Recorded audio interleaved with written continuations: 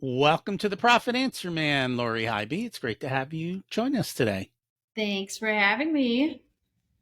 Excited for the conversation. Can you share a little bit about yourself and your business? Sure thing. Well, the fun stuff about myself that people get excited about is that I play hockey, and that seems to be what everyone likes to talk about. But what I do in the business is I own Keystone Click. We are a strategic digital marketing agency helping our clients build brand awareness and generate leads online. We do that by first conducting research, building a strategic plan, and supporting the full implementation of that plan. It seems like all the business owners I know want to skip that first step, Yeah. the research. They're like, build me a marketing plan. And it's like, but tell me about your clients and why are they buying from you and why do they want, and they're Yeah, like, that is a common thing, and I've had those conversations all the time. Like, no, just start doing the thing for me. I don't need to build the strategy. Just get into the tactics. But I very much believe, and we believe as an organization, that in order to properly market to your customer, you need to understand your customer. You need to understand where they're hanging out online. You need to understand what is the actual pain that they have, because more times than not, people are searching for the pain because they don't know the solution, even if you are the solution. And you got to see what your competition is doing to see if there's, easy opportunities based on that research. No one's doing this on the competition side, but all of your potential customers are hanging out over here. That's the quick win, easy opportunity to start marketing your messaging right there. and I think I'm shocked at how many business owners can't answer those questions. you know, but it's okay. That's why we hire experts to help us to be able to do that. Now, you're one of our clients and you use Profit First in your business. How has it helped you? No, how much time do we have?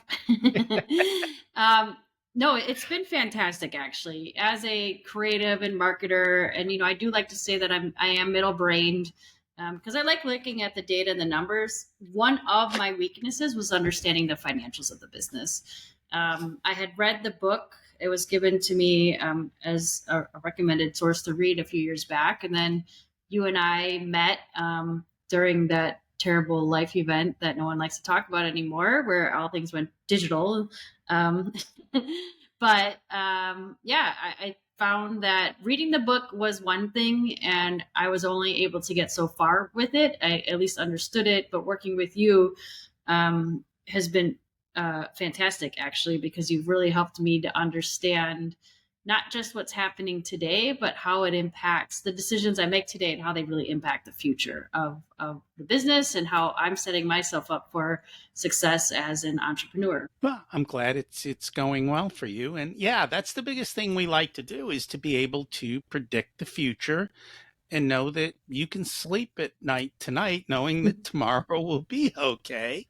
And every business is a little bit different. Some of them we can look 6 to 12 months out, but it's usually because they have long contract cycles and long delivery cycles. So every business is different, but Mhm. there's always a way to figure out and predict what is going to happen and how to do that. Yeah, it's kind of funny because I Mike goes out and he speaks and all these people say yay yay yay and then he comes back and he's like how many implemented and like two hands go up.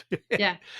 They don't actually do it, and just from the questions that I get emailed to me all the time, Hmm. I notice there is just a ton of confusion in how to properly implement it, and hey, Yeah. creates an No, opportunity. I do. I mean, I am very much a like DIY, and it's just my personality is I want to figure it out, and it's kind of how I was raised, and I was trying to do that, but um, the book fantastic, but there's obviously a lot more to the process than just what's in the book.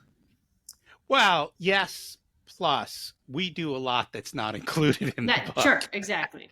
Yeah, And it's so that's yeah, really where the game changer is, I think, is all the additional things. totally. So we're here to talk about AI, we're marketing and kind of that whole changing world, SEO and search. It's constantly evolving, right? Google changes their algorithms, every other day or something. Yep. But even more than that, I think AI has changed the whole kind of marketing game. Both people, how people now search and what they search for, and also how to be found. So I'd love for you to kind of help us understand that. Wow. So there's a lot to unfold here, and the most important thing you said is that it's constantly changing. So what we're recording today and what I say when this is published could be completely different, right? But I just want to preface with that.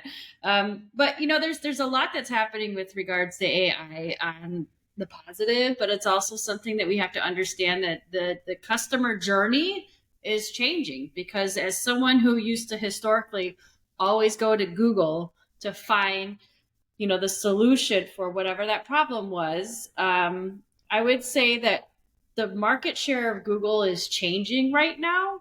And it's not just AI that's capturing it. I think that the time that's being spent is heavier being consumed on a lot of social media channels, right? So people go to Google for a quick answer and then they're leaving, where a lot of consumer time and buyer time is being spent on those social media channels consuming that information, where AI is playing a factor there. But also then we have all these tools, these AI tools that could kind of to some extent answer some of those problems as well. So and Google's even been playing with that, where oftentimes I will type in a query into Google and the first result is AI generated, which I think is fascinating. But I do appreciate that they're citing the source of kind of where they're coming up with that answer. So an example I like to share, which I think is fantastic, when you compare, let's say you're looking for a recipe to make chicken piccata on Google, or you go to ChatGPT and ask it to make a recipe, how do you make chicken piccata? You're going to get the instant, immediate results from ChatGPT, where on Google, the majority of the results, you're going to have to read someone's life story about ever making any sort of recipe and the history of chicken piccata and blah, blah, blah, blah, blah, before you even find the ingredient list to see, what do I need to buy at the grocery store? So there's some efficiencies there. The challenge with using AI for some of that is, one, how do you know, is there any validation that this is actually the best recipe that's out there on the web? What is the, and yeah, what is the facts, the sources? One thing I do like about leveraging Google, they'll show the ratings and the reviews. And that, personally, as someone who loves to cook, I like to read those reviews and see how people may have tweaked those recipes. I guess you can ask chat for that experience too, but I don't 100% trust personally, using chat for recipes just yet. But I can see the evolution of any sort of AI tool getting there as well. So that's just one example. I think you can really use tool. I've been using chat. I love this. I'm going to share this. I haven't really told many people about it. I'm a big fan of using Google Trends data to figure out kind of what are the best key phrases to use, just from initial search engine kind of research that I do. But when you go to Google Trends, which is a free public information that's available, you can download the data in a CSV file, and then you can upload it to an AI tool and ask it to analyze the data, identify anomalies and trends and opportunities, and actually specifically ask the AI tool, what is the best plan I should take for my own marketing purposes? So you can use AI to help you figure out what are the target keywords to be focusing on for your messaging. You can help it. It can help you craft some of that messaging in your, for content. But this is something that's interesting. Some of the changes that Google has made recently with regards to its content is it does still prefer human generated content over AI generated content. And I know they've publicly said they don't care as long as the quality of the content is of value. But there have been some tests done by non-Google people where they found that, if it was hybrid, so like partially AI, partially human manipulated, that was, I would say, number two sourcing in their test, but the majority of the site traffic was still 100% human generated content in the test results that I was reading. And I'm not a writer. So I find ChatGPT very helpful for writing. Mm-hmm. However, when I talk to writers, it's kind of gone back and forth. In the beginning, you know, it it almost felt like they were arrogant to say, "Oh, chat's useless." Um, but over time, I've come to realize the human writers put things in that chat doesn't, Mm-hmm. because chat is more predictive. The other thing is, ChatGPT will never take a point of view. Correct. And, let's face it, in marketing and sales, in whatever you're doing, if you don't have a point of view, you're vanilla, you're boring. Maybe you like vanilla. I don't. 100%. Yeah. No, no, you're absolutely right. And that's really what's going to make you stand out, is having a point of view. In all of your marketing, you should always take a position on something. And I kind of open with that. We believe that in order to properly market to your customer, you need to understand your customer. That's our point of view, right? Not everyone believes that. Some people just jump in. Oh, Facebook ads worked for all of these clients. I'm going to do it for this client too. That's an assumption. I will tell you, because I look at the books of lots of companies, and our number one, I'll call it wasted spend or challenged spend, is marketing. And so I'll ask you, the listener, to ask yourself, you know, which dollars that you're spending are providing the maximum return? Do you even know? Is it Google ads? Is it Facebook ads? Is it a billboard? Is it mailings? Like, where are you generating most of your clients from? And have you ever put the cost to the actual results to say, hey, these are our best sources? And like we've talked about, Google keeps changing, so do all these other sources. What might have been good last year might not be good this year, or the messaging that you used prior might not be so good today. So you've got to constantly be on top of it, and you've got to constantly measure. And if we can get leads and dollars spent, we can do a very quick calculation and then understand what's happening. Plus, we can notice when things are changing very quickly. Yeah, I'm going to challenge you here, Rocky. Okay, you're free to. Because I love this story. When I speak, I like to share this story. I call it my vacuum story. And this was a few years back, but it's still very, very relevant. And it's actually based on research done by Google. My husband and I were married for roughly 12 years. And, we had our vacuum was done. It was dead. And it was time for us to find a new vacuum. What's the first thing I do?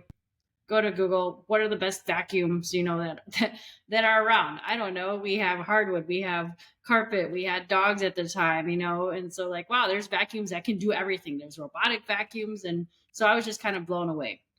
So I was doing research, reading these different articles about, the Shark versus the Dyson and, whatever, and the get a robot one, watching videos. Because if I'm going to make it, because these things aren't cheap, I didn't realize that. Vacuums are an expensive purchase. Watching videos, if I'm going to buy a vacuum, I want to make sure it's going to do the thing that I say it to do. So there's proof there. I went to Facebook and I said, what kind of vacuum do you have? And literally within 24 hours, over 40 people answered my Facebook little random question on some recommendations. And then subscribe to, my family has a subscription to, I forgot what exactly it's called, but Consumer Reports. Yeah, exactly. Consumer Reports. Thank you. You're reading my mind there. And read about it there too, right? So here's a fun thing. I was not going into the store intentionally with the plan to buy a vacuum, but I saw the Shark was on sale. And it was one of the ones that continued to show up the entire time through that journey of me doing research, reading the articles, watching the videos, seeing what people are commenting and posting on my socials and in the Consumer Reports. So I made the purchase. And the moral of that story here is like, where was the true attribution that said, this is the reason I made that purchase? There were so many different factors that happened from start to finish. You can't really say this Facebook ad is the number one reason why I have new business now, because there's lots of variables involved that influenced that decision at the end of the day. There are, but I'm also guessing, did you actually see an ad for the Shark vacuum from Shark? I'm sure I did, honestly, based on my research and talking about it and seeing it. I mean, I don't have 100% certainty on that, but I would make some assumptions that I did. But I bought it in person though, and that's a thing that I think is fascinating too. And in that case, nobody even knows who bought it, right? Because if you walk into a store and you buy it, they don't know. Unless you're me, because I took a picture when I bought the Shark at Costco, because it was right before Christmas, and I mentioned how I was getting it because it was on sale. Now that set off a firestorm on Facebook, but it was okay, because my wife handed it to the lady who cleans our house and said, "Here." And so she was happy. Sure. But it did get people talking, Yeah. and that's it. Well, Created a buzz. exactly. And that's, I mean, there's an argument to be made about the direct attribution of, we did this specific thing, this generated X amount of dollars, but there's a lot of activities that go on beyond that specific, investment that do have an impact on the ultimate decision that's being made. So how does a biggest business owner know where then to put their time and resources if this is the case? This is why you do research, to understand your customer. Where are they hanging out online? What is the pain that they have that that you ultimately can solve that problem for? How are they talking about that pain? What words specifically are they using, so that you can craft messaging that's going to connect and resonate with them, pull them in to want to learn more about. I mean, most people nowadays are doing about 85% of their research online before taking action, even to just fill out a contact form or sign up for a newsletter or an event. The majority of that research, of that buying process, is happening before any action with related to your organization is taking place. So that's the part I feel like a lot of companies are forgetting about, which is more of that brand awareness. They want to go straight to lead generation. And that's, people need to have a level of trust before they even want to give you their email address, because we all love how many emails we get nowadays, right? I fixed that. I use SaneBox. It sorts them all. I only see the ones I want. Game changer. It's funny because we got a retaining wall, I think, a year or two ago. And the way we found the vendor was I posted in our local neighborhood group about, who does retaining walls and what recommendations. And the companies that were paying attention to that and doing the reach out directly were the ones that I ended up getting quotes from because they responded to my ask. Sure. And I think that's a part of social media that companies aren't always paying attention to what other people are doing in particular neighborhood groups or different places, Sure. whether it's next door or a particular Facebook group for certain groups. And so again, it's just research. If you know your people are hanging out there looking for information, then you spend a little time and figure out a way to keep track of that. There's another change that's kind of come in the search, which is perplexity.ai, which is kind of summarizing search. So you kind of get the best of chat and Google, I guess, right? To some extent. I do like Perplexity a lot. I use it. Let me take a step back.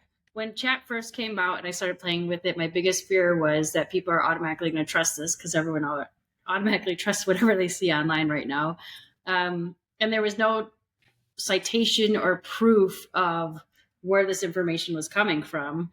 I always like to share the story of, I asked Chat GPT to write a bio about me, and it was amazing, except I did not do a third of the awesome things it said that I did. So that right there was like, okay, I don't trust this. But yes, Perplexity cites the source of the information, but we have to remember that the internet is full of a lot of nonsense information. So you still want to validate, verify.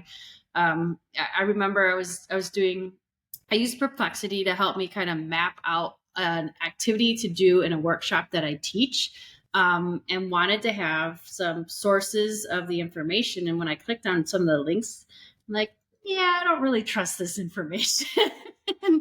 let me give this another stab on another platform. So you still want to validate and verify, the sources are that it's giving to you. And even sometimes I've clicked on the links and they, I don't see any reference to what they were talking about. So great tool, not 100% perfect, just like any other AI system that's out there right now.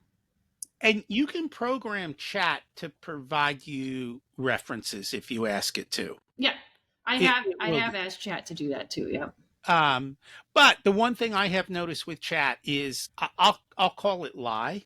Chat will lie with a very convincing argument. Mm-hmm. And if you don't know enough to question it, Yep. you've got the wrong information. Now, if you question it, it will go, oh, sorry, I made a mistake. You're correct. But you have to know to question it. Yeah. And so you do have to be very careful using these types of things, and figuring out how it does. So with these constant changes, most business owners are busy trying to deliver their products Sure. and do everything else. How are they supposed to keep up with all of this? A great question. There's a handful of sources where I continue to stay educated on the latest and greatest. I'm a big fan of Institute, and they have a fantastic podcast. But at the same time, it's like I can't even keep up with the podcast. We'll drop 10 new platforms and updates and one listening, and I'm just like, okay, I don't know what to do with this information, but that's crazy that this is happening now. If someone's looking to get started in AI, I like to just say, figure out something that you're doing in your business right now that is either repetitive or some sort of challenge that you have where it can try to automate or alleviate some of that responsibility, as a good starting point. So you really want to look at it to help create some sort of an efficiency or add value to your business on some level. If you're going to, well, not if, everyone should be looking at how they can leverage AI in their business. That they should. Is SEO still important then? SEO is definitely still important. Think about where the source of the information is coming from that AI is generating its content. It's from the internet. And I can tell you, anytime I've spoken about AI, I ask how many people are using it. And I would say the majority of the room is still like 25% are actively using AI. And even then, when I dig deeper, they're barely scratching the surface. So I would say there's still very much early adopter stage. And the individuals who have been using Google, I still use Google every day, but I also use AI and Google now. Google is not dead. SEO is not dead. It's still part of the customer journey and part of the process. So I would definitely still be focusing on creating content. That content is coming from somewhere that AI is publishing and sharing. So don't give up on Google or SEO just yet. Is there a way to get AI to notice your content so that it's giving your material? But at the same point, the struggle is, even if it's using your material, if it's not telling people where it came from, and if people aren't bothering to click the link to follow back to you, it's kind of this catch-22. Well, that is a big argument and a discussion point that's been had in our industry. And I love how this is circling back to remember that customer journey where I said roughly 80% of the people really aren't paying attention to the brand awareness side of things. They're focusing on lead generation. That is where you're going to have that big differentiator, is that you have a unique position and point of view, and you have a huge emphasis on your brand awareness, so that when AI is giving information and answers and solutions, your brand is all engaged and kind of tied in and infused to that response. So putting a bigger emphasis on brand awareness is probably more important today than it's ever been for your long-term marketing strategy. So, what does a small business owner do? I mean, because we usually don't focus on brand awareness as a small business owner, right? Sure. Because you're in a small town or maybe even a mid-sized town. It becomes overwhelming to kind of necessarily build a brand. Or is it just that you've got content with your brand name? So if somebody looks for your brand and is searching for you, you become available. It's both. I mean, you need to have, regardless of the size of your business, you need to let people know you exist. You know, I always like to Yes. use the "if you build it, they will come, fulfill their dreams" reference there. Like, that is the opposite of business. You need to let people know you exist, and what you stand for. And that's why having messaging or positioning, a point of view associated with your brand is going to help differentiate you, and it's going to help you show up, regardless if you're a local mom and pop shop or a large, international entity. It's brand awareness, that's that top of mind awareness, so that when someone asks that question or searches for something, your brand is the one that pops up as, yes, this is the right solution. Is there anything else we should have talked about with regards to kind of the changing space of SEO and AI and marketing and what business owners should focus on? So big. There's so many things there. It's really hard to kind of pinpoint that. I think that, one of the areas I feel is often overlooked right now with regards to SEO is voice optimization. So again, that's still creating content. That's using your Siri, using your Alexa. I mean, people are starting to engage more and more with this technology of, and getting used to just having this, virtual audio assistant, where if you're looking to, someone's asking a question and looking for, the answer to that, again, properly optimizing your content so that you're showing up as the best results from these. Siri is AI, Alexa is AI. These are voice search optimization is extremely important to take a look. And I heard Siri is coming up with a massive AI update with the next version, I guess, due out this fall. They kind of fell behind there. So we'll see what happens next. Yeah, well, it's a race to God knows where, but it's everyone's going to continue to try to outdo everyone else. So the technology is only improving, and it's improving faster and faster, which is scary because it's hard to keep up with what you can do with these tools now. It is. And there are literally so many different choices that it's incredible. Actually, I just signed up to be waitlisted for Search GPT, Mm, which is, I guess, ChatGPT is now creating their own search AI bot. sure. So we'll see what happens. I know we use it a lot for the podcast. Yep. So AI does our show notes, creates social media stuff. Now, you still have to go in and fix it. It creates possible titles for the episodes. It does all kinds of stuff for us. And so it's helped to make it easier, Sure. but you still, sometimes the answers come back horrible. Oh, I And agree. Yeah. Like, I yeah, can do better than that. yeah. And so, but yeah, you have to learn to, it's a skill and you've got to learn to play with it. It's definitely changing. And if you use it well, then you can lower your costs and be more profitable. And at the end of the day, that's what we want everyone to do. Totally. Yeah. And there's a learning curve, though. That's no doubt about that. There is. And again, as a business owner, you got to ask yourself, which hats do you want to wear Hmm. and which hats do you want to outsource? Totally. And if you enjoy it, do it. If you hate it, give it away. It's really that simple, right? Because I know you won't do what you hate. Yeah, for sure. And that's a big part of it. If people would like to learn more about you and check out Keystone, what's the best way for them to do that? Yeah, absolutely. KeystoneClick.com is the website, and I'm pretty active on LinkedIn. Just search for Lori Highby. I post daily, either marketing tips and podcast episodes. Yeah, those are the best two places to connect. And we'll put that in the show notes. Thank you so much for joining us today. All right, this is great. Thanks a lot. Thanks for listening to this unedited video of the Profit Answer Man podcast.